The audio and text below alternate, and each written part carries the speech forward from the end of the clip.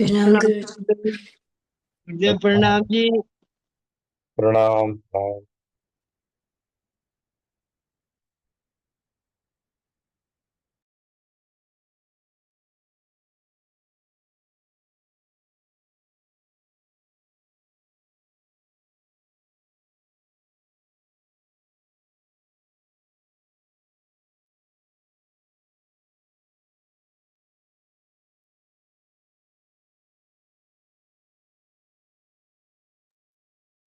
तो आज सब लोग तैयार है विसर्जन करने के लिए। प्रणाम गुरुदेव। प्रणाम प्रणाम। गुरुजी, पर मन तो नहीं कर रहा है। यही तरीका है, इसलिए हम लोग के यहाँ जो है 4 दिन के लिए गणेश चतुर्थी होता है। 9 दिन की नवरात्रि में हम लोग मूर्तियों को लाते हैं, खूब प्यार देते हैं, अतिथि का सम्मान करते हैं। उसके बाद पूरे भाव से, पूरे सम्मान से, पूरे हृदय से उनको विदा भी करते हैं। तो ये तो हमारी संस्कृति है कि अतिथियों का सम्मान, लेकिन उससे मोह भी उत्पन्न नहीं करना है। अतिथियों का हम सम्मान करेंगे, आदर करेंगे, संस्कारों को अपने भीतर लाएंगे, लेकिन हम मोह से भी परे रहेंगे। उनकी विदाई करते हैं, उनका विसर्जन करते हैं और उनसे प्रार्थना करते हैं कि आप बार बार हमारे यहाँ आए। तो जो विसर्जन मंत्र मैं बता रहा हूँ वो बड़ा सरल है। वो आप गूगल में टाइप करोगे तो वो निकल आएगा। आप में से ये कोई टाइप कर सकते हैं विसर्जन मंत्र गूगल पे। ओम गच्छत्वम भवनग्ने स्वस्थाने कुंडमध्यस्थः हुतमादाय देवेभ्यः शीघ्र देहि प्रसीद मे। गच्छ गच्छ सुरश्रेष्ठे स्वस्थाने परमेश्वरः यत्र ब्रह्मादयो देवा तत्र गच्छ हुताशनः। यान्तु देवगणा सर्वे पूजा मादाय मामकीम् इष्ट कामना समृद्ध्यर्थम पुनरागमनाय च। इसका मतलब है कि हे प्रभु, हमारे इष्ट कामनाओं को पूरा करो और बार बार आओ। ये मूल बात है। तो ये विसर्जन मंत्र टाइप कर लो मनीषा, और स्क्रीन पे ले आओ। ये 4 लाइन का मंत्र है। और जब आप इस मंत्र को करेंगे, और अगर मंत्र नहीं भी आता है कोई बात नहीं, अपने हाथ जोड़ के भाव से प्रार्थना करके कि हे प्रभु, मैंने आपका आतिथ्य पूर्ण किया। हमसे जो भी कोई गलती हो गई हो, आपके मेरे आतिथ्य में, मेरे सम्मान करने में कोई गलती हो गई हो तो उसके लिए क्षमा करेंगे। और हमारे जो कामनाएं हैं उसको पूर्ति करते हुए सभी देवताओं को, जितने भी देवता आपने चौका पे लगाए हैं, सबको आप प्रणाम करें। और आप कहें कि आप बार बार आए, मैं फिर से आपका आह्वान करूंगी। आप बार बार आए, हमें आशीर्वाद दें, और हमसे जो गलती हो गई है क्षमा करें। मैं और अच्छे से सीखूंगी, और बेहतर, इस अगली बार और बेहतर तरीके से आपका मैं सम्मान। तो इस प्रकार से आपको संस्कृत मंत्र नहीं भी आते हैं तो ये भाव रखते हुए सबसे पहले हम लोग क्या करते हैं कि जो कलश है, कलश को थोड़ा हिलाते हैं, प्रणाम करते हैं उनको। और उसके बाद जो कलश के जल को सूर्य पे जाकर के चढ़ा के आते हैं। ठीक है। तो सूर्य का मंत्र आपको मालूम ही है। ओम सूर्यदेव सहस्रांशु तेजो राशे जगतपते अनुकंपे मां भक्त्या ग्रहार्घ दिवाकरा। ये नहीं मालूम है तो कुछ नहीं, कोई बात नहीं। ओम सूर्याय नमः, ये तो आप कर सकते हो, कोई बात नहीं। ठीक है। ओम सूर्याय नमः, ओम आदित्याय नमः, ओम भास्कराय नमः, ओम दिनकराय नमः, जो भी सूर्य का मंत्र मालूम है तो कलश के पानी को सूर्य पे चढ़ा दो। ठीक है। तो इस प्रकार से हम पहले कलश को खोलते हैं। उसके बाद दूसरा सवाल बहुत लोग पूछते हैं कि जौ जो हमने उगाया है उसका क्या करें। तो जौ को फेंके नहीं, जौ को कट करके उसको जो उसको जड़ से ना उखाड़े, उसको आप कट कर लें। जैसे खेत फसलें कट की जाती है, आप तो कैंची से कट कर सकते हो, कैंची से इसको कट कर लो। और नियम ये होता है कि उसको चबा के खा ले। लेकिन मान लो आप चबा के आपको स्वाद नहीं लगेगा, तो आप मिक्सी में उसकी चटनी बना लो। मिक्सी में उसकी चटनी बना लो तो बड़े आराम से जो है।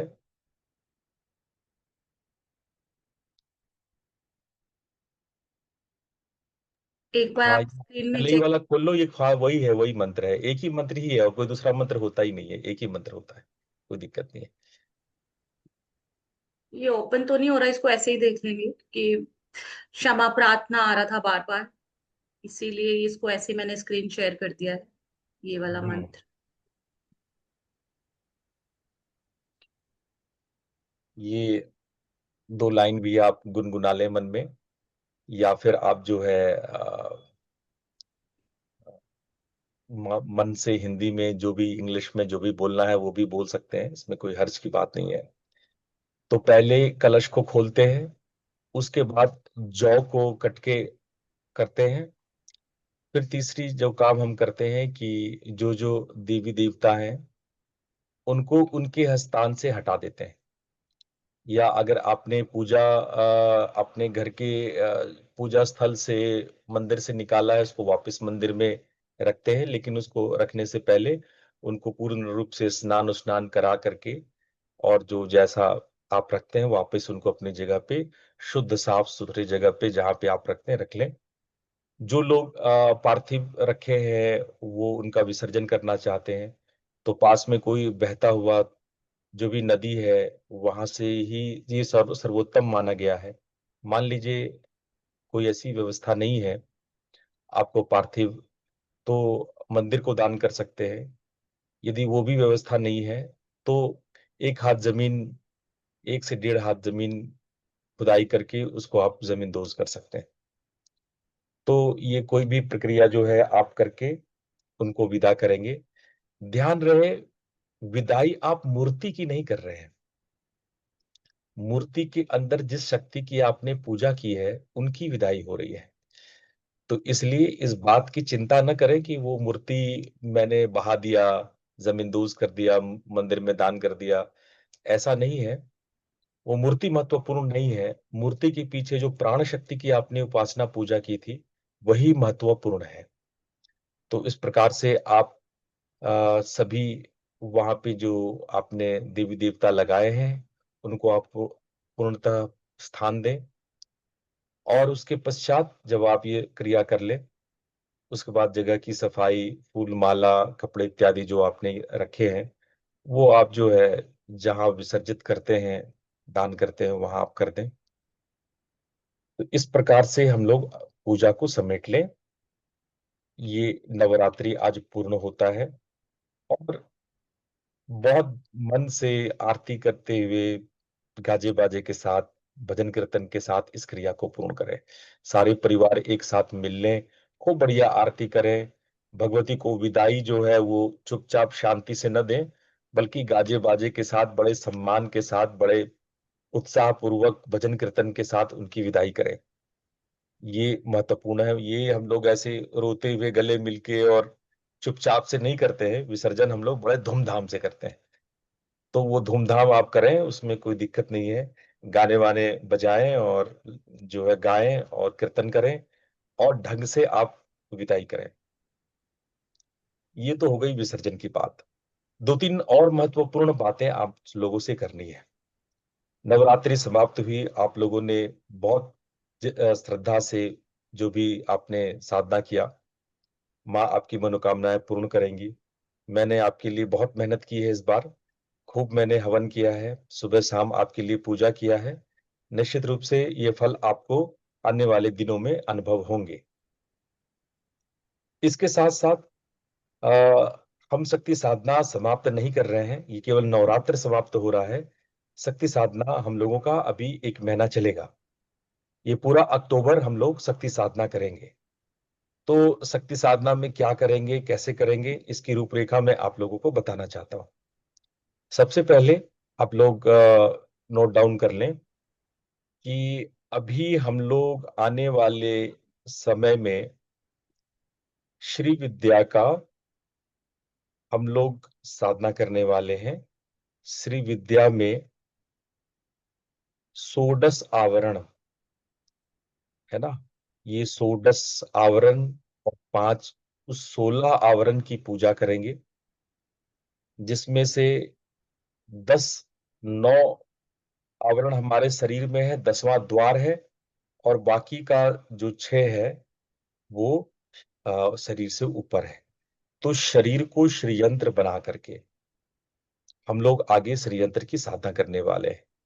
जो रविवार का सत्र है, रविवार के सत्र में मैं श्री यंत्र के बारे में पूरी बातें आप लोगों को बताऊंगा, और उसकी साधना के लिए जो उसके 5 कल्प है उसके बारे में बताऊंगा। तो ये सारे संडे के दिन सेशन में बताया जाएगा आप लोगों को, और हम लोग मंडे से आरंभ करेंगे साधना। संडे को हम आपको पूर्व तैयारी करा देंगे, उसके बाद मंडे से हम लोग ये साधना शुरू करेंगे। तो मंडे से जो हम लोग साधना शुरू करेंगे उसमें मैं आप लोगों से ही पूछना चाहूंगा कि कौन सा समय आप लोग निर्धारित करना चाहते हैं, वो अपने अपने सुझाव अभी चैट बॉक्स पे लिख दें, ताकि हम और विदिशानंद जी मिलकर के आपके लिए पूरी तैयारी कर ले। संडे से पूर्व तैयारी है और मंडे से साधना है। तो सबसे पहले आप लोग हमें ये बताओ कि आप लोग शाम में चाहते हो कि सुबह चाहते हो साधना, उसके बाद हम समय पे आएंगे। क्योंकि ये साधना पूरी 1 महीना जाएगी, ये पूरा अक्टूबर जाएगा। तो मेरे पास जो पहला चैट आया है, दीप्ति जी का कह रही है 6 से 7, बहुत सुंदर, ये उत्तम समय है। प्रशांत जी भी 6 से 7 को कह रहे हैं, और राजेश जी और सुरभि जी का कहना है शाम में। मनु जी भी सुबह की बात कर रहे हैं। तो देखिए सुबह जो है वोट बढ़ता जा रहा है।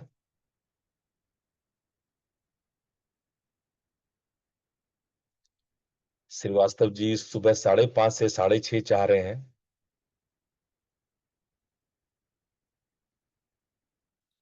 तो देखिए आप लोगों में से मेरे पास 7 लोगों का चैट पे आया है, जिसमें से 5 लोग तो सुबह चाह रहे हैं और 2 लोग इवनिंग में चाह रहे हैं। तो अच्छा, निखिल जी भी मॉर्निंग में चाह रहे हैं, विनोद जी भी तो मॉर्निंग वालों का तो देखो सेट हो गया। तो अब जो 2 लोग हमारे परेशान होंगे, हरिहरानंद जी भी मॉर्निंग में चाहते हैं, बहुत बढ़िया। तो मॉर्निंग में हम लोग सेट कर लेते हैं। तो अधिकांशतः लोगों की इच्छा मॉर्निंग में ही है। तो सुरभि जी से, राजेश जी से रिक्वेस्ट रहेगा कि अगर आपका छूट जाए तो आप उसके रिकॉर्डिंग को शाम में सुन लीजिएगा। तो ये साधना निशुल्क है, इसके लिए कोई रजिस्ट्रेशन की आवश्यकता नहीं है। नवरात्रि वाले जो हम लोगों का व्हाट्सएप है उसी पे ये कंटिन्यू होगा, और उसी के कंटिन्यूएशन की ये साधना है, इसीलिए कोई अतिरिक्त प्रयास की जरूरत नहीं है। और यही जो लिंक है, इसी लिंक पे हम लोग वर्कआउट करेंगे। तो अब आ जाते हैं मॉर्निंग में समय क्या रहेगा। जैसा हम देख पा रहे हैं सब लोग 6 से 7 की बात कह रहे हैं, और ये उचित भी है, 6 से 7 अमूमन लोग रहेंगे, और 6 से 7 उचित समय भी है।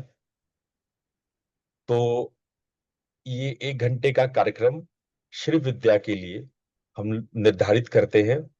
आज से अनाउंस करते हैं कि मंडे से सुबह 6 से 7 का कार्यक्रम रहेगा, और सुबह 6 से 7 आप लोगों को उपस्थित रहना है, और उस 6 से 7 के कार्यक्रम में आप लोगों को मैं साधना कराऊंगा। और इस साधना में जैसे मैंने देखा इस बार कई लोग सुबह के सत्र में अनुपस्थित हो जाते थे या आते जाते थे, तो चलो वो तो पाठ था और आपके पीछे मैं बैठा था करने के लिए, तो थोड़ी बहुत आपने जो है वो कर ली। लेकिन ये साधना, ये मैं आप लोग के लिए नहीं करूंगा। ये ऐसा मत सोचना कि ये साधना मैं आपके पीछे आपके लिए करूंगा। हाँ शर्मा जी, आपने हैंड रेज किया है, कुछ पूछना है? प्रणाम गुरु जी। हाँ। गुरु जी, एक तो क्या साधना 1 घंटे की है? इसमें क्या हमें मंत्र पढ़नी है या हमें अपना कुछ ध्यान साधना है? किस तरीके की साधना रहेगी और कितना नहीं, समय लगेगा? मंत्र तो खैर रहेगा लेकिन आपको पढ़ना नहीं है। अच्छा। वो आपको ध्यान के वक्त जो है वो आपको मंत्र ध्यान करना है, एक तरह से समझ लीजिए। ठीक है, तो हो सकता है 1 घंटे तक आपकी आंखें बंद रहे, आपको आंख खोलने की भी आवश्यकता न पड़े। तो ये ध्यान की प्रक्रिया है जिसमें हम श्रीयंत्र की साधना करेंगे और अपने पूरे शरीर को श्रीयंत्र बनाएंगे। और शरीर के 9 आवरण, 10वां द्वार और उसके पश्चात के 6 आवरण, यानी कि षोडश आवरण, षोडशी की उपासना होगी। षोडशी महाशक्ति है, महाविद्या है, और उसकी उपासना हम लोग करेंगे। और ये बहुत महत्वपूर्ण साधना है। नवरात्रि के बाद ये साधना करनी चाहिए। शास्त्रों में यही समय विदित है कि नवरात्रि से हम लोग दिवाली या फिर उसके अगले शरद पूर्णिमा तक ये साधना करते हैं। तो ये साधना नवरात्रि से शरद पूर्णिमा तक जाती है, कुछ लोग दिवाली तक करते हैं। हम लोग ये पूरा महीना ये साधना करेंगे, षोडशी साधना करेंगे। और जब दिवाली होगी तो दिवाली में भी आपकी ये साधना, श्री विद्या की साधना, आपकी दिवाली में एक अनिवार्य साधना, एक अनिवार्य अंग होगा, जिसमें कि हम लोग माँ लक्ष्मी की साधना श्री विद्या के अकॉर्डिंग ही करेंगे। उसमें त्रिपुर सुंदरी की साधना, ललिता देवी की साधना, ललिता सहस्रनाम इत्यादि हम लोग दिवाली के दौरान उसकी साधना करेंगे। तो ये अपने आप में बड़ी परिपूर्ण साधना है। और ये साधना आप लोगों का जो भी सांसारिक से लेकर के आध्यात्मिक विघ्न बाधा है ना, उसको दूर करेगा। ये तो बात हो गई। समय भी हम लोग का तय हो गया। साधना के विषय में कोई और किसी को प्रश्न है तो वो पूछ लीजिए। प्रतिदिन है गुरु जी? हर रोज होगी? हर रोज होगी ये ये हर। गुरु जी, पिछली साल भी आपने कुछ कराया था, वो उसी का एक्सटेंशन होगा ना? हाँ, एक्सटेंशन कह लो या हाँ, उसको और थोड़ा विस्तार एडवांस, से एडवांस। और थोड़ा ओपन करके। पिछली बार तो मैंने 5 दिन की करी थी हाँ, मैंने जरूर और बड़े शॉर्टकट में करी थी। तो उसी को थोड़ा सा हम लोग खोलेंगे, साधना को और विस्तार करेंगे, साधना के छोटे छोटे पहलुओं पे जाएंगे। और जो भी आपके जीवन की बाधाएं हैं, चाहे वो सांसारिक हो या आध्यात्मिक हो, मैं आपको बता दूं एक महत्वपूर्ण बात। सांसारिक बाधाएं और आध्यात्मिक बाधाएं अलग अलग नहीं होती है। जो बाधाएं आपको संसार में परेशान कर रही हैं, गहरे में वही बाधाएं अध्यात्म की में भी आपको परेशान करती है। आपको पता नहीं रहता है, पर बाधाएं वही होती है। तो जब उन बाधाओं पर हम लोग वर्कआउट करते हैं तो हम इन सब परेशानियों से दूर होते हैं। तो सबसे पहले बाधा पर आज थोड़ी सी चर्चा करना उचित है। आज मैं ज्यादा समय नहीं लूंगा आप लोगों को, क्योंकि आप सबको विसर्जन करना है और ये मुहूर्त है। लेकिन मैं कुछ बातों को आप लोगों को बताना चाहूंगा कि बाधा क्या है। जो सबसे बड़ी बाधा है आप लोगों के जीवन की, चाहे वो सांसारिक पक्ष हो या आध्यात्मिक पक्ष हो, सबसे बड़ी बाधा है कि हम जीवन में जिस दिशा में बहना चाहिए, प्रयत्न करना चाहिए, अमूमन उसकी उल्टी दिशा में प्रयत्न करते हैं। ये सबसे बड़ी बाधा है। जिस दिशा में जाना चाहिए, यदि आप अमीर होना चाहते हैं, पैसे कमाना चाहते हैं, तो आपके प्रयास ऐसे हो रहे हैं कि आप भिखारी हो जाए, कंगाल हो जाए, पैसे आपसे रूठ के चली जाए। यदि आप समाधि और ध्यान के गहरे अनुभव चाहते हैं और प्रयास आप ऐसे कर रहे हैं कि आप केंद्र से अपने ही स्वयं के केंद्र से दूर जाने की कोशिश कर रहे हैं, तो ये आपके लिए रोड़ा है। और मजेदार बात यह है कि चाहे जीवन हो या अध्यात्म हो, हम दोनों में ही जो हमारे लक्ष्य होने चाहिए उसकी विपरीत दिशा में मूव कर रहे हैं।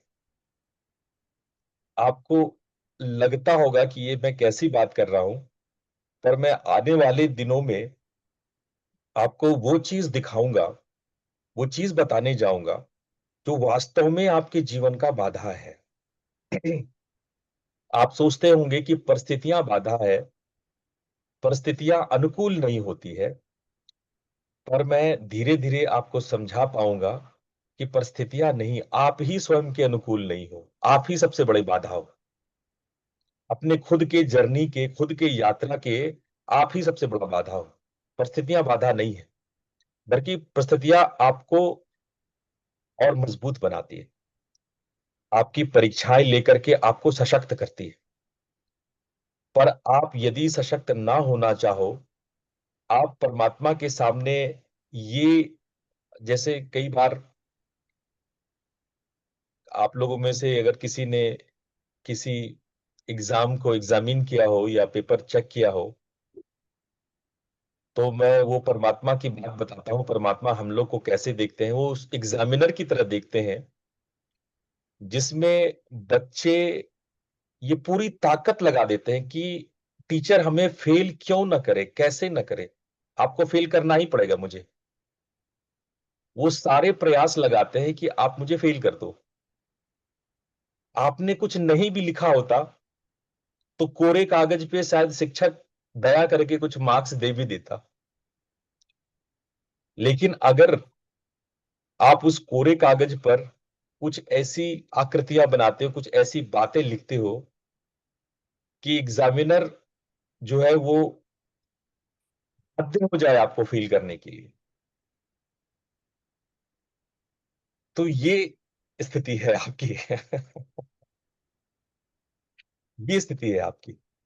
कौन नहीं, परमात्मा दयालु है, वो नहीं चाहते हैं कि आप पे कृपा हो। आप कहते हो कि प्रभु हमें समाधि और हमें उच्च स्तर के ध्यान, परमात्मा तो बिछे बैठे हैं इसके लिए। बाधा कहां है? बाधा आपकी परिस्थितियां नहीं है, बाधा आप स्वयं हो। परमात्मा को ही चैलेंज करते हो, देखे आप कैसे नहीं मुझे फेल करते हो, देखे आप में कितनी ताकत है, आप मुझे फेल करके दिखाओ। आप चैलेंज करने लगते हो कि आप मुझे फेल करके दिखाओ, तब भी परमात्मा दया करते चुपचाप मौन बैठे हुए हैं और आप अपने कर्मों की सजा भोगते हो। इसीलिए थोड़ा सा आपको इस मामले में मैं आपको वो सारी बातें समझाने की कोशिश करूंगा, बताने की कोशिश करूंगा। आप मेरे को एक दो सवाल, आज आपको कुछ मनन करने के लिए कुछ पॉइंट्स छोड़ता हूं। नदी अपने स्वाभाविक गति से समुद्र तक जाती है, क्या फूलों को खिलने के लिए कोई संघर्ष करना पड़ता है? क्या अंकुर को वृक्ष बनने के लिए प्रयत्न करने पड़ते हैं? क्या हवा को बहने के लिए प्रयास करने पड़ते हैं? हमारे भीतर इतनी शक्तियां हैं, हमारा इतना जो हमारी आत्मा है वो इतनी शाश्वत, सत्य और पवित्र है, वो परमात्मा है कि हम यदि अपने जीवन में बाधाएं पैदा ना करें, अपने पैर पे कुल्हाड़ी ना मारे, उड़ते तीर को ने ले, आ बैल मुझे मार वाली फॉर्मूले को ना अपनाए, तो आप स्वतः ही अपने जो लक्ष्य है उसको आप प्राप्त करेंगे। लेकिन प्रॉब्लम मैं देखता हूं आप सबके जीवन में कि आपने खुद ही अपने जीवन में कांटे बिछाए हुए हैं और उस कांटे पे चलते हो और पीछे कहते हो कि दर्द हो रहा है। प्रशांत जी, आप संभवतः प्रश्न पूछना चाहते हैं, पूछें। प्रणाम गुरुजी। प्रणाम। गुरुजी, आपने कुछ सत्र पहले आपने एक क्वेश्चन हमारे लिए छोड़ा था हम्म। कि आप हमें चिंतन करना था कि हु इज द डूअर, करने वाला कौन है। और अगर हम ये कहे कि मतलब ये मेरा एक उलझन कभी कभी आता है, दो ये इंटेलेक्चुअल लेवल पे ही है। बिल्कुल। अ, मतलब अगर उनकी मर्जी के बिना अगर एक पत्ता भी ना हिलता हो तो हमारी सोच भी तो शायद वो ही देते हैं ना, और वो सोच से ही हम कुकर्म करते हैं। नहीं नहीं नहीं, यहाँ पे वाकई शुरुआत में आप ठीक थे, वहां से मिस्टेक हो गया। देखो, अच्छा बताइए। ये बिल्कुल सत्य है कि जो करता है वो परमात्मा ही है, लेकिन हम क्या करते हैं फिर? हमारे फ्री विल का क्या अर्थ है? हम एकदम से बिल्कुल कठपुतली नहीं है, हम रोबोट्स नहीं है। क्या कभी भविष्य में आज एआई डेवलप कर रहा है, क्या हम भविष्य में किसी इंसान को पैदा कर सकेंगे? हम एआई रूपी रोबोट को पैदा कर सकते हैं, लेकिन हम इतने सालों बाद भी एक इंसान नहीं बना सके। सारे लैब फेल हो गए, सारी, हम इंसान को कभी भी निर्मित नहीं कर सकते। हमने बहुत तरीके से मेमोरी स्टोर करके कॉन्शियसनेस को प्रिजर्व करना, नाना प्रकार के साइकोलॉजिकल और फिजियो साइकोलॉजिकल रिसर्चेस चल रहे हैं, लेकिन हम कभी भी एक मनुष्य नहीं बना सकते। हम एक एआई रूपी रोबोट बना सकते हैं। ये मनुष्य जब बना, ये प्रकृति का एक अपना धारा है जिसमें प्रकृति सृष्टि करती है। मनुष्य उत्पन्न होते हैं, सृष्टि होते हैं, और एक बार नष्ट हो जाते हैं और फिर से उत्पन्न होते हैं। ये क्रम चलता रहता है। परमात्मा का एक रित है, ठीक है? इस रित में वो चीजें होती है। वृक्ष, एक बीज से वृक्ष बनता है, पुष्प खिलता है, मुरझाता है, फिर से वो बीज बिखरता है। वो क्रम चलता है। वो एक रित है। उस रित के साथ यदि हम अपने आप को जोड़ पाते हैं, तब हम परमात्मा के अनुरूप हो पाते हैं। अब ये जोड़ने वाली बात, आप देखना, आपको जो फ्री विल मिला है, उस फ्री विल में चुनाव, आप चुने, आप सेलेक्ट करें, ये स्वतंत्रता आपकी है। और ये तय करता है कि आपकी दिशा क्या है। इसलिए हम कहें कि आप उल्टी दिशा में खड़े हो जाते हो, आप चलते ही उल्टी दिशा में हो। आप सूर्य के पीछे पीठ कर लो और कहो कि मुझे सूर्य दिखाई नहीं पड़ रहा है, तो इसमें सूर्य का कोई दोष नहीं है। सूर्य तो उग रहा है, लेकिन आपने पीठ की हुई है। आप गंगा में या नदी में विपरीत धारा में आप चप्पू चलाओ और परमात्मा से शिकायत करो कि मैं कहीं भी पहुंच नहीं रहा हूं, तो उसमें न गंगा के प्रवाह का कोई दोष है और ना ही परमात्मा का कोई दोष है। दोष आपके चुनाव का है। आप निश्चित रूप से करता नहीं हो, लेकिन आप चुनाव करते हो। अर्जुन के सामने प्रश्न था, वो चुनाव कर सकता था, वो युद्ध करे या वो भाग जाए, लेकिन अंततः कृष्ण के कहने पर उसने धर्म का चुनाव किया। तो आपके पास यदि कुछ कर्तापन है, यदि आप वास्तव में कुछ करते हो, तो आप चुनाव करते हो। बाकी कुछ आपके वश में नहीं है, कुछ भी वश में नहीं है। इस बात को हम लोग अभी आने वाले पूरे महीने खूब सारी चर्चा करेंगे इस टॉपिक पे, कि वास्तव में फ्री विल का मतलब क्या कर्तापन का भाव है? नहीं, फ्री विल में कर्तापन का भाव नहीं, ये निष्काम कर्म है। ये ताओ है जो लाओ त्सु कहते हैं, ये कृष्ण का निष्काम कर्म है। आपका कर्तापन तब तय होता है जब आप कामनाएं पैदा करते हो। कामनाएं आपको कर्ता बनाती है, और तब आप डूअर हो जाते हो। डूअर होने में आप कर्ता हो जाते हो। लेकिन जब आप सेलेक्ट करते हो, चुनाव करते हो, दिशा सूर्य की तरफ चेहरा कर लेते हो, बहाव की तरफ नाव कर लेते हो, तो आप कर्ता नहीं होते हो, उस बहाव में आप साथ हो जाते हो। वो आप शाश्वत सत्य के साथ हो जाते हो, आप रित के साथ हो जाते हो, आप ताओ के साथ हो जाते हो। आप इस बात को समझो गहरे में। कर्तापन कब है? जब हमारा अहंकार, अहंकार कहां से उत्पन्न होता है? कामनाओं से उत्पन्न होता है। आपकी छोटी छोटी कामनाएं, छोटी छोटी इच्छाएं, छोटे छोटे गोल्स, बड़े गोल्स आपकी आइडेंटिटी को निर्मित करता है। आप वो होना चाहते हो, आप वो बनना चाहते हो। और जब आप आइडेंटिटी क्रिएट करते हो तब आप में कर्तापन आता है। मेरी बातों को बहुत गंभीरता से समझना, ये एक दिन में समझ में नहीं आएगा, गहरी बात है। और जब आप अपना कर्तापन छोड़ देते हो, डूअरनेस छोड़ देते हो, कामना छोड़ देते हो, आइडेंटिटी बनाना छोड़ देते हो, रस लेना छोड़ देते हो, बस आप बहाव की दिशा में हो जाते हो, आप सूर्य की दिशा में चेहरा कर लेते हो, तब काम हो जाता है। हम आपको कर्ता नहीं बना रहे हैं हम आपको बस आपको भाव की दिशा में आपके नाव को मोड़ रहे हैं, आपको सूर्य की तरफ चेहरा कर रहे हैं। बाकी आपका काम आपके भीतर की शक्ति करेगी। आपके भीतर अथाह शक्ति है, परम शक्ति है। हाँ शर्मा जी पूछें। जैसे साधना चलेगी हमारी, हम्म तो इसमें रिचुअल्स हैं कुछ, या अब जैसे हम लोग ट्रैवल करते हैं थोड़ा सा, तो रिचुअल्स वाली साधनाएं थोड़ी सी मुश्किल हो जाती हैं हमारे लिए। तो ये मैं जानना चाह रहा था कि रिचुअल्स में इसमें कुछ इन्वॉल्वमेंट रहेगा हमारा, या खाली हमें बस आपके निर्देश का ध्यान साधना ही करनी है? पहले तो आप ये बताओ, आप इतने भयभीत क्यों हो रिचुअल से नहीं, देखिए, मैं कर नहीं पाता हूँ साथ में, और नहीं अपनी जगह कोई से बात व्यक्ति को नहीं, आप मुश्किल नहीं होता कर पाते। हमारे यहाँ बहुत जाबाज बैठे हैं जो सुबह 5 बजे नहा धो के तैयार हो जाते हैं। है। नहीं, तो तो तैयार होने में दिक्कत नहीं है, लेकिन वो रिचुअल्स में मैं यही जानना चाह रहा हूँ कि खाली बैठ के साधना करनी है तो मैं बिल्कुल रेडी हूँ, और वैसे भी मैं करूंगा ही, जैसे भी आपका आदेश होगा। खाली यात्रा में मुझे थोड़ी सी कष्ट हो जाता है गुरु जी, बस। नहीं, मैं बैठ के ही करा, मैं तो बोला आपको, ये फिर से रिपीट कर रहा हूँ, इसमें आंख मूंद करके आपको बैठना ही है। ठीक है, धन्यवाद। इसमें कोई रिचुअल नहीं है। हो सकता है दिवाली के दिन में कुछ बोलो भी, पर इसके अलावे कोई रिचुअल नहीं है। पर रिचुअल ना होते हुए भी आप ये ना माने कि आपको कुछ नहीं करना होगा। हाँ, कुछ नहीं करने को उपलब्ध हो जाएंगे तो यही इसका रिजल्ट है। इसका रिजल्ट ये इस साधना का कि आप कुछ नहीं करने के लिए उपलब्ध हो जाए, आप कर्तापन को छोड़ दें, आप क्रिया करना छोड़ दें, आप कर्म करना छोड़ दें। ये रिजल्ट है इस साधना का।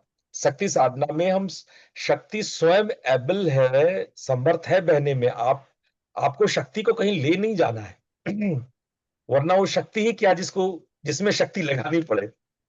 शक्ति में शक्ति लगाने की जरूरत नहीं पड़ती, शक्ति शक्ति है, वो तो बहेगी, वो तो विस्फोट करेगी, उसको सिर्फ आपको दिशा देना है। तो सारा प्रयास जो है वो कुछ करते हुए ना करने को उपलब्ध होना है। वो अपने आप को इस तरह से तैयार कर लेना है कि आप कर्तापन को छोड़ दें, आप क्रिया को छोड़ दें, आप कृत को छोड़ दें। क्योंकि जब आप कृत को छोड़ते हैं तभी आपके भीतर की जो ऋत शक्ति है, जो ऋत है, वो काम करती है। पर आपने तो, आप जब करते हो तो ऋत के सामने कांटे बिछा देते हो, गड्ढे खोद देते हो। आपकी शक्तियां बहे तो कहां बहे, गड्ढे में गिरती है। तो हम क्या चाहते हैं कि आप जो है कुछ ना करें, लेकिन कुछ ना करने के लिए कुछ तैयारी करनी पड़ेगी आपको। अब ये भी जब मैं कहता हूं कि मैं आप लोगों को कुछ ना करने की ओर ले जा रहा हूं, तो हो सकता है किन्हीं लोगों के विचारों में खुजली आ रही होगी, कुछ कुछ लोगों के दिमाग में बौद्धिक चुल्ल पैदा हो रहा होगा कि गुरुजी आप कुछ ना करने को सिखा रहे हैं, ये सीखने की क्रिया है। कुछ लोग इस पे तर्क कर सकते हैं, कुछ लोग ये कह सकते हैं क्या ये हमें अकर्मण्य बनाएगा, क्या ये हमें आलसी बनाने वाला है। इस तरह की विचार उठ सकते हैं। निखिल, आप कुछ पूछना चाह रहे थे, आप प्रश्न पूछ सकते हैं निखिल। मैं बस यही पूछना चाह रहा था जो आप अभी बात कर रहे हो, तो ये फिर क्या हमें गोललेस बनाएगा? नहीं, मैं प्रश्न नहीं समझा, एक बार फिर से मैं पूछें। बोलना चाह रहा था कि क्या ये फिर हमें गोललेस बनाएगा, मतलब एक्चुअली में अगर हम कुछ विजन कुछ वो करेंगे ही नहीं, कि हम डिसाइड ही नहीं करेंगे कि हम क्या करना चाह रहे हैं क्या नहीं करना चाह रहे, तो ये हमारी विजन को लूज नहीं करेगा? Short term goal, long term goal. ये प्रश्न अपेक्षित था और अच्छा है कि आपने पूछा ये सवाल। ये एक भय है। हम जब आपको कह रहे हैं कि आपको हम बहना सिखाएंगे, तो आपको ये नहीं कह रहे हैं कि आप अकर्मण्य में उतर जाएंगे, आप प्रकृति के अनुसार बहेंगे। जब आप बहेंगे तो परमात्मा आपके साथ बहेगे। हम आपको कर्म से अलग तो कोई हो ही नहीं सकता है। गीता के 3रे अध्याय में जब आप देखेंगे तो उसमें ये बात कही गई है कि कर्म को तो कोई छोड़ ही नहीं सकता। आप कर्म करने के लिए बाध्य है। आप श्वास लेते हैं तो श्वास लेना भी कर्म है। आप सोते हैं तो नींद लेना भी कर्म है। आप स्वप्न देखते हैं तो स्वप्न देखना जिसमें आपका प्रत्यक्ष इन्वॉल्वमेंट नहीं होता है, इनवॉलंटरी फंक्शंस होते हैं। आपके पेट जो है पचाने की क्रिया कर रही है, मेटाबॉलिज्म क्रिएट हो रहा है, आपकी आपकी बॉडी में हार्ट फंक्शन कर रही है, वो आपसे परमिशन थोड़ी मांग रही है, उसके लिए आप कोई एफर्ट थोड़ी कर रहे हो, वो इनवॉलंटरी हो रही है। तो जब आपके जीवन में प्रोसेस इनवॉलंटरी होने लगे, प्रयत्न शैथिल्यता उसको कहा जाता है, प्रयत्न शैथिल्यता, प्रयत्न शैथिल्य हो रहा है, आप अकर्मण्य होते नहीं हो, बहते हो। प्रयत्न शैथिल्यता की हम बात करते हैं। अच्छा, इसको हम थोड़ा सरल शब्दों में समझाते हैं, निखिल जी के भाषा में सिखाते हैं, क्योंकि आप में से कॉर्पोरेट वाले बहुत होते हैं ना, तो थोड़ा वो भाषा में मुझे बोलनी पड़ेगी। इसलिए थोड़ा हम शास्त्रीय भाषा से हट करके कॉर्पोरेट की भाषा पे उतरते हैं, तो शायद आपको समझ में आए। देखो, हम अपने जीवन में कई बार सोचते हैं कि हम मोटिवेटेड होते हैं और हमारा मोटिवेशन हमें कर्म के लिए प्रेरित करता है। मोटिवेशन, और मैंने देखा है कि बहुत सारे ऐसे लोग हैं जो मोटिवेशन की किताबें पढ़ते हैं, यूट्यूब में मोटिवेशन के वो प्रोग्राम्स चला के सुनते हैं और नाना प्रकार के तरीकों से मोटिवेट होते हैं। कभी आपके घर वाले आपको मोटिवेट करते हैं, कभी आपके शुभचिंतक, कभी बॉस, कभी पिताजी, नाना प्रकार के लोग आपको मोटिवेट करते हैं। पर क्या आप अपने जीवन में देखे हैं कि मोटिवेशन कोई काम नहीं करता है? आप आप अगर गौर करें तो 1-2 दिन तक आप मोटिवेट हुए, चलो मैंने कहा कि भाई सप्तशती का पाठ करना है, सब लोग को 4 बजे 4:30 बजे उठना है। आप मोटिवेट हुए, आप में से कई लोगों ने हिम्मत किया होगा, स्नान करके सुबह 5 बजे उठ के बैठे भी होंगे। पर ये मोटिवेशन 3-4 दिन रहा होगा। एक दिन मनीषा जी कह रही हैं कि गुरुजी बहुत कम लोग आ रहे हैं, लोग तो आ ही नहीं रहे, सारे लोग गायब हो जा रहे हैं। अभी भी देखिए मात्र 19-20 लोग होंगे, जबकि कम से कम मेरी मैसेज 60-70 लोगों तक गई होगी कि आज सुबह दशहरे का हम क्लास लेने वाले हैं। 60-70 लोगों तक तो गई होगी। उनमें से 1/3 लोग मौजूद हैं, 1/3 और 2/3 लोग मौजूद नहीं है। क्या ये लोग को मोटिवेशन नहीं आया होगा? कभी कभी आता है जब जोर दिया जाता है, कई कई बार जो हम धमकाते भी हैं, कई बार हम डराते भी हैं, तो डर के, धमका करके, मोटिवेट करके आप 2-4 दिन तो करते हो, लेकिन ये मोटिवेशन लंबा चलता नहीं है।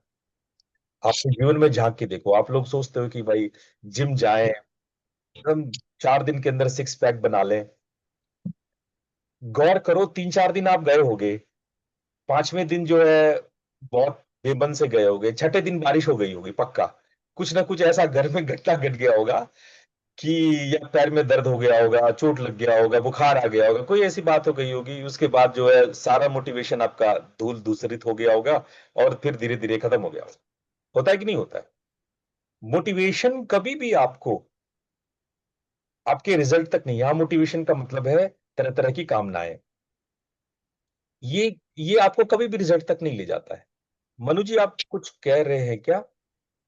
मैं हाँ। गुरुजी यही कह रहा हूँ, ये मेरे साथ बहुत होता है। सबके साथ होता है मनु जी, आपने तो अपना निश्चलता का परिचय देते हुए स्पष्ट कह दिया, पर मैं यहाँ जितने लोग बैठे हैं सबके साथ ऐसा होता है।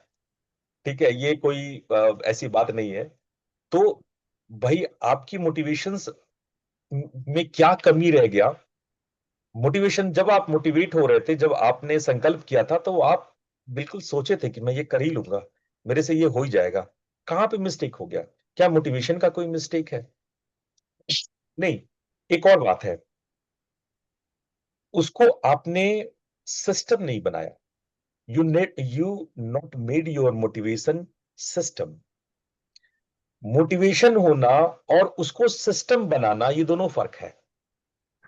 हम मोटिवेट तो हो जाते हैं, लेकिन उसको सिस्टम में नहीं बनाते हैं। और सिस्टम में नहीं बनाने का सबसे बड़ा कारण क्या है कि हम लोग बहुत बड़ा-बड़ा सोचने लगते हैं। हम लोग सोचते हैं कि बस अगली बार जो है 4 घंटे बैठ करके किताब लिखनी है एक। एक जो है ये बड़ा-बड़ा काम, आप बड़े-बड़े काम पे फोकस होते हो। कामनाएँ भी छोटी क्यों देखें, आपका अहंकार जो है वो इतना थोड़ा आपकी आइडेंटिटी है, आप इतने बड़े डिग्री होल्डर हो, आप इतने आपकी आपका जो आइडेंटिटी है, वो बार-बार क्रॉस करती है कि इतने छोटे से क्यों? अगर मैं ये कहूँ, जो लोग किताब लिखना चाहते हैं, वो रोज़ सिर्फ 3 से 4 लाइन लिखें, 10 मिनट बैठें। तो कहोगे गुरुजी ये तो आपने बड़ी लो लेवल की बातें कर दी। मतलब मेरे जैसा व्यक्ति तो कम से कम 10 पन्ने रोज़ लिखने चाहिए। 10 पन्ने लेके टारगेट लेके बैठो, कभी किताब नहीं लिख पाओ। अगर आप नहीं लिख रहे हो, रेगुलर नहीं हो उसमें, तो नहीं लिख पाओ। सबसे पहले आप बहुत ही क्षुद्र छोटा, आपको कभी गौर किए हो कि आप जिम का प्लानिंग करते हो और जिम सोचते हो सीधे जिम क्लास 1 घंटे 1.5 घंटे की क्लास में पहले ही 4 दिन इतना हाफ जाते हो कि अंदर से जो आपकी आत्मा तड़प रही होती है कि नहीं करना यार। आप जितने भी मोटिवेट होते हो, अंदर से कोई कह रहा होता है कि नहीं, नहीं, नहीं करना। आप पहले ही दिन मत इतना बड़ा कल्पना कर लो। सोचो अगर जिम करना है, हमेशा 3 से 5 मिनट वर्कआउट का प्लान बनाओ, 3 से 5 मिनट। अगर उससे ज्यादा का वर्कआउट प्लान किया है तो आपका गिरना ही है। Never do more than that. 3 से 5 मिनट। सुबह उठने का भी है, आप रोज उठते हो 8 बजे, 9 बजे, और एक दिन सोचोगे हम सुबह 3 बजे उठेंगे, 4 बजे उठेंगे। अरे भाई, रहम करो अपने शरीर पे, रहम करो अपने आप पे। ऐसे नहीं होता है। अगर आप 8 बजे सो के उठते हो तो पौने 8 बजे प्लान बनाओ। 8 बजने में 10 मिनट है, उसका प्लान बनाओ।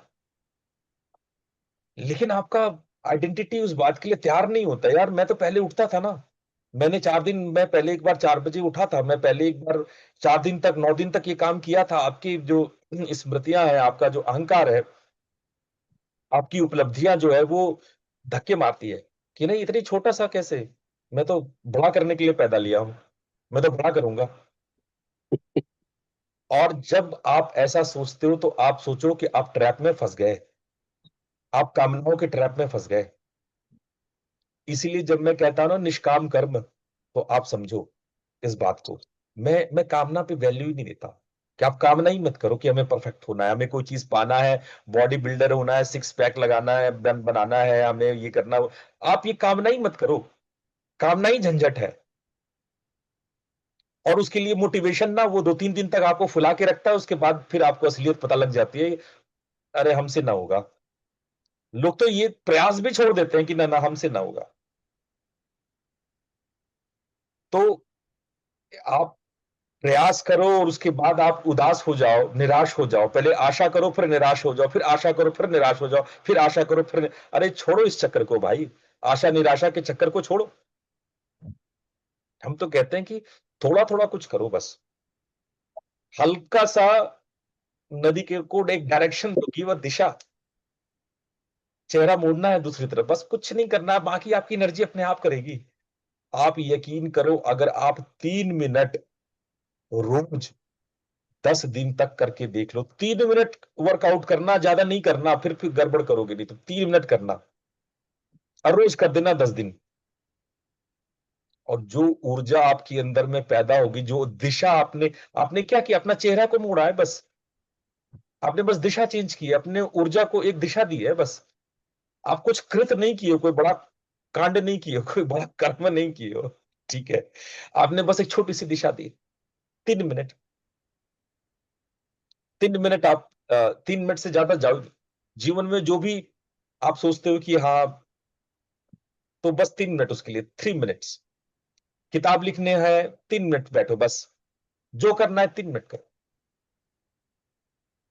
बहुत लोग के पास तो बहुत सारे खाली समय होता है, तो भी हम उनको कह रहे हैं खाली समय होता है तो उसका मतलब ये नहीं है कि आप जो है उसको चैलेंजिंग काम में लगा दो। चुनौती देते हो आप कई बार अपने आप को, शरीर उसी के लिए तैयार नहीं है। आपके पास खाली समय है, इसका कोई ये मतलब नहीं है कि आप वो करने के लिए तैयार हो। कोई कोई कहता है गुरुजी मेरे पास 10 घंटे है, आप बता दो 10 घंटे की साधना। नहीं कर सकते, नहीं कर सकते। आपके पास समय उसके उससे आप तैयार भी तो होने चाहिए। आंखें बंद करते हो तो दुनिया भर की थॉट्स कूदने लगते हैं आपके भीतर में। कैसे 10 घंटे बैठोगे?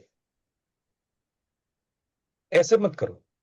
तो मैं आप लोग को सिखाऊंगा, मैं आप लोग को ये बताना चाहता हूं कि मैं प्लानिंग्स के, अगर आपको जॉब जाना है आप जाओ, जॉब जॉब करो, जो करना है। आपके जॉब के हम खिलाफ नहीं है, लेकिन कामनाओं को छोड़ो, मोटिवेशंस को छोड़ो।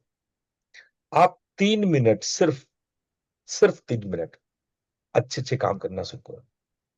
जैसे आप लोग का मन होगा, बहुत लोग, कि भाई मैं जो है पाइथन सीखूं, मैं सीख नहीं पाया, मेरे कॉर्पोरेट वर्ल्ड के लिए ये पाइथन सीखना बहुत जरूरी है, हमको थोड़ा सा ये सब चीजें आनी चाहिए। आप बस 3 मिनट रोज सीखना शुरू करो, वो कभी भी निकल जाएगा 3 मिनट। 3 मिनट तो कोई बात ही नहीं है। मैं 3 मिनट में कई साधनाएं सिखाता हूं। मैं कहता हूं कि जो लोग नामदानी हैं वो आंख बंद करके सारे नामों को याद कर लें। उसमें 3 मिनट भी नहीं लगेगा, उसमें तो 1 मिनट भी नहीं लगता है। ऐसा करो, बार बार देखो, क्या जबरदस्त परिवर्तन आपके भीतर हो जाएगा, क्या भयानक परिवर्तन आपके भीतर हो जाएगा। हम तो कहते हैं सुमिरन आप बस 1 मिनट का करो, जब याद आ जाए तब कर लो, दिन में 10 बार कर लो। आप मुंह के सूर्य की तरफ खड़े हो जाओगे। आप जो पीठ किए हो ना सूर्य की तरफ, आप सूर्य की तरफ मुंह मुंह करके खड़े हो जाओगे। नाद के लिए सुनाई नहीं पड़ती है। अरे 2 मिनट बैठो, मत बैठो 1 घंटे, नहीं ना होगा तेरे से, है ना। 2 2 मिनट बैठ, बस छोड़ दो उसके बाद। ऐसे दिन में जितनी बार याद आए 2 2 मिनट के लिए बैठ जाओ। अरे दिशा तो बदलो अपना। लेकिन आप सोचते हो कि नहीं, नाद गुरुजी बोले ना तो आज गुरुजी की बात मानेंगे, मैं 3 घंटे नाद में बैठूंगा, मेरे पास छुट्टियां भी है, मेरे पास कुछ काम भी नहीं, 3 घंटे। पता चला कि एक दिन किए, दूसरे दिन भूल गए, सारी मोटिवेशन जो है पानी में चली गई। 3 घंटे के सोचोगे तो मोटिवेशन पानी में ही जाएगा। तो आपको क्या करना है, बस हल्का सा एक चेहरा बदलना, अपनी शक्ति को। जैसे बहुत तेज धारा आ रही है और तेज धारा जो है वो नुकसान कर रही है, आप क्या करते हो, धारा को थोड़ा सा मोड़ दिया, हल्का सा बदल दिया, हल्का सा बदल दिया, धारा बगल से निकल गई। क्रिकेट में बल्लेबाजों को देखते हो, जब फास्ट बॉलर्स आते हैं तो ऐसा नहीं है कि आगे बढ़कर फास्ट बॉलर पे छक्का मार देते हैं, वो हल्का सा कट मार देते हैं, बैट का किनारा लगा देते हैं, बैट को ऐसा दे देते हैं कि वो जो बल्ले तेज गेंदबाज का जो पूरा स्पीड है बॉल का, बॉल की स्पीड को ही छक्का मारने का तरीका बना देते हैं। बॉल का स्पीड जो है वही छक्का के लिए काम आ जाता है, वही काइनेटिक एनर्जी जो है वो छक्का के लिए तैयार हो जाता है। Same you have to do. आपके भीतर इफरात एनर्जी है, जबरदस्त एनर्जी है आपके भीतर। किसने कहा आप एनर्जी से विहीन हो? जब तक आप मरते नहीं हो तब तक आपके भीतर में प्राण है, और प्राण है तो आप दुनिया को ऐसे ऐसे हिला सकते हो, पृथ्वी को उल्टा घुमा सकते हो। लेकिन अब ये है कि उस प्राण का आप जो है आप उसको दिशा दो। समझ रहे हो, यही बात मैं कह रहा हूं मैं। ये प्लानिंग व्लानिंग ठीक है, आप अपना जॉब में आप प्लानिंग करते हो, करो, लेकिन प्लानिंग के लिए जो आप इतना सारा गणित लगाते हो, उस गणित को लगाने के बजाय, मैंने हाल में एक किताब पढ़ी थी, 1% करके किताब थी, 1% सक्सेस करके कोई किताब थी, मैं भूल गया उसका नाम, कभी दोबारा पढ़ूंगा तो। उसमें राइटर लिखते हैं कि आपको परफेक्ट नहीं होना है, केवल 1% प्रोग्रेस करना है आपको, हर दिन 1% प्रोग्रेस। बड़ी अच्छी लगी मुझे उनकी बात, मैंने उनकी किताब को दोबारा पढ़ा, और 4 5 साल पहले मैं ये किताब पढ़ा था, मैंने कई लोगों को बताया इस किताब के बारे में, कई लोगों को बोला कि भाई ये किताब तो जबरदस्त किताब है। और यही तो मैं शुरू से कहता आ रहा हूं कि आपको परफेक्ट नहीं होना है, 1% चेंज करना है, हर दिन आपको लगे कि मैं 1% बदल गया। आप प्रोग्रेसिव होइए, परफेक्ट मत होइए। डोंट बी परफेक्ट, आप नहीं हो पाओगे। आप प्रोग्रेसिव होइए, और उसके लिए कि 1% चेंज करना है आपके अंदर में, आपको 1% थोड़ा सा बदलिए अपने आप को, जरा सा, इन्ना सा। लेकिन वो जो इन्ना सा है, उसको आप कंसिस्टेंट रखिए। देखो, जब तक ये सिस्टम में चेंज नहीं होगा, आपकी आदतें नहीं बनेगी। देखो क्या होता है, आप नया नया साइकिल सीखते हो, गाड़ी सीखते हो, अवेयरनेस की जरूरत, बहुत ज्यादा मेहनत, अवेयरनेस। लेकिन एक बार जब उसकी आदत पड़ जाती है, तो वो आप फोन पे बात करते करते गाड़ी चला लेते हो। एक बार वो आदत बन जाए, बात है अच्छी आदतों का जीवन में आना। जैसे बुरी आदतें आ जाती है, उसी तरह से अच्छी आदतें भी आ जाती है। अच्छी आदतों को धीरे धीरे लाया जाता है। जबरदस्ती लाओगे तो आदत भी डर के भाग जाता है। आदत को आप जबरदस्ती अपने पर थोप, एक आदत ही है जिसको जबरदस्ती अपने पर थोप नहीं सकते हो, वो धीरे धीरे आती है। जो भी अपने आदत लगाई हुई अपने जीवन में, जरा सोच के देखो, अच्छी हो या बुरी आदत हो, आपने बड़े धीमे धीमे शुरू किया होगा। बुरी आदत भी, अगर कोई सिगरेट पीता है, तो सिगरेट पीने की आदत आपने बहुत धीमे धीमे शुरू की होगी। पहले एक आध सिगरेट पिए होगे, वो मीठी मीठी वाले सिगरेट पिए होगे, उसके बाद धीरे धीरे आदत पड़ी होगी, उसके बाद जो है घनघोर आदत पड़ गई होगी। उसी तरह से आदत धीरे धीरे पड़ता है। आप जल्दबाजी मत करो, हड़बड़ाओ मत, कामनाएं मत बांध लो, थोड़ी थोड़ी आदत डालो, थोड़ी थोड़ी छौंका डालो बस। और धीरे धीरे धीरे धीरे वो, आप जैसे ही दिशा, आपकी वो दिशा बदलती जाएगी, आपकी शक्तियां उसको आदत में बदलती चली जाएंगी, और वो आपका आदत, वो आपका सिस्टम हो जाएगा। जब मैं सिस्टम कहता हूं, सिस्टम मतलब वो परफेक्ट आदत, वो आदतों का वो समुच्चय जो आपको अपने आप दिशा दे रहा है। आपको बस आदतें लगानी है, और आदतें लगाने के लिए कोई मोटिवेशन की जरूरत नहीं होती है। बट छोटा छोटा सा कुछ कुछ करने होता है, उसकी आदत लग जाती है, तो वो आदत बढ़ती बढ़ती बढ़ती बढ़ती घनघोर हो जाती है। आ रही बात समझ में? जी गुरु जी। कोई प्रश्न है तो पूछ लें, वरना सत्र को पूर्ण करें हम। कोई प्रश्न किसी के मन में? चलो, आप सब लोग बड़े विद्वान हो, हम चाहेंगे कि इस पर बहुत सारे प्रश्न हो। ये जो मैं मुद्दा उठा रहा हूं, आपके जीवन की कोर को मैंने पकड़ लिया है। अगर सच में इस पर आपने वर्क कर लिया, तो 1 महीने में आप पूरी तरह से बदल जाओगे, रूपांतरित हो जाओगे। 1 महीने में मैंने जीवन के आपके कोर को, आपकी जड़ को पकड़ लिया है। इसीलिए सवाल पूछने से हिचकिचाओ मत, डरो मत, पूछो, खुल के सवाल पूछो। पूछो सवाल, और सवाल पूछो, उस पर मनन करो, चिंतन करो। जो मैं उत्तर दे रहा हूं, यही नहीं कि रेपिटेटिवली वही सवाल आप पूछे जा रहे हो, हम एक ही आंसर को रेप्लिकेट किए जा रहे हैं। जो हम कह रहे हैं उसको मनन करो, उस पर चिंतन करो, उस पर सोचो। फिर कोई सवाल आता है फिर पूछो, फिर कोई सवाल आता है फिर पूछो, लेकिन मनन करो उस पर। और जीवन के इस पाठ को आपने पकड़ लिया, तो आपकी जीवन एकदम से बदल जाएगी। जब तक वो बीज को ताकते रहोगे, बीज को कभी नहीं लगेगा कि इससे इतना विशाल वृक्ष बन सकता था। भाई, ये तो छोटा सा बीज है, मुट्ठी में दबा सकते हैं, इतनी छोटी सी बीज।